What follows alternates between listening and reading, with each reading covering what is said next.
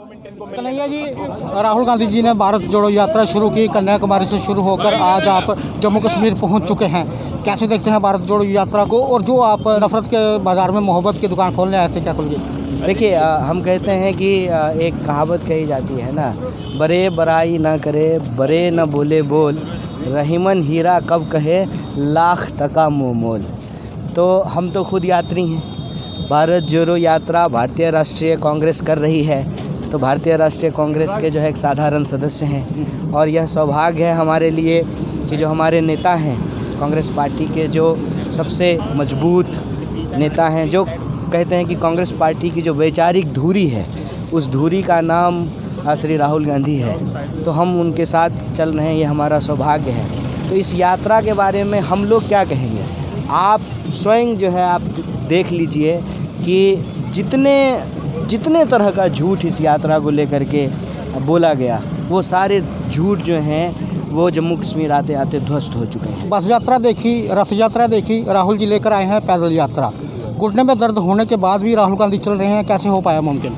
देखिए, यात्रा जो है ना, भारत जोड़ो यात्रा, ये भावनाओं से चल रही है, ये लोगों के भाव से चल रहा है, और लोगों की भावनाएं और भाव इस यात्रा से इसलिए जुड़ी हुई है क्योंकि इस यात्रा के जो मुद्दे हैं ना, वो आम लोगों के मुद्दे हैं।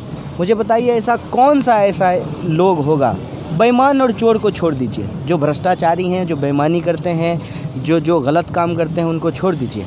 हर आवाम जो है महंगाई से परेशान है। मैं तो कहता हूँ, क्या बीजेपी वाले महंगाई से नहीं परेशान हैं? उनको भी मालूम है कि 1000 रुपये जो है सिलेंडर वो ख़रीद रहे हैं। वो भी तो जब जाते होंगे पेट्रोल पंप पे जो है पेट्रोल भरवाने के लिए, तो वो भी 100 रुपये लीटर पेट्रोल ख़रीद रहे हैं। उनके बच्चे भी तैयारी कर रहे हैं। ये जम्मू कश्मीर की आप हालत देख लीजिए, तो प्रश्न पत्र जो है वो लीक हो जा रहा है। लाखों रुपए, ऐसा तो नहीं है कि बीजेपी के हर कार्यकर्ता के पास लाखों रुपए है कि वो जो है सीट खरीद लेंगे। तो सरकार में बैठे हुए जो मुट्ठी भर लोग हैं, चाहे वो बीजेपी के भी क्यों ना हो, वो लाभ ले रहे हैं, बाकी लोगों को जो है उनकी चीज़ें, उनका हक और अधिकार नहीं मिल रहा है। तो ये मुद्दा, ये जो यात्रा है ना, इसका मुद्दा ऐसा है, इस यात्रा में उठाए गए सवाल ऐसे हैं जो इस देश का सवाल है। इसीलिए यात्रा जब हम लोग शुरू किए थे तो वो भारतीय राष्ट्रीय कांग्रेस के लिए उत्सव था। यह यात्रा जब कन्याकुमारी से चल कर के जम्मू कश्मीर पहुंची है तो ये देश के लिए महोत्सव बन चुका है, और ये यात्रा लोगों के भाव और प्रेम से चल रहा है। कन्याकुमारी जी विपक्ष सहमा हुआ है, और दूसरी तरफ हम देखते हैं कि राहुल गांधी जी बीजेपी, आरएसएस, अडानी अंबानी को मंच पर जाकर खुले में ललकारते हैं।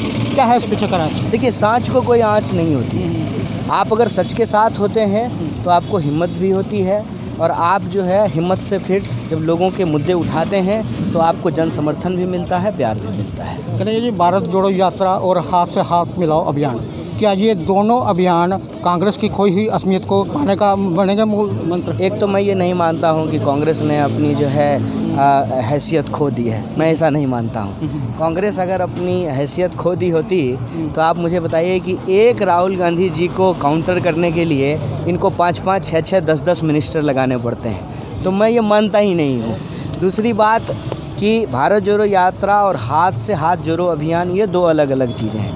भारत जोड़ो यात्रा में सामाजिकता भी है, राजनीति भी है, संस्कृति भी है, और देश की चिंता भी है।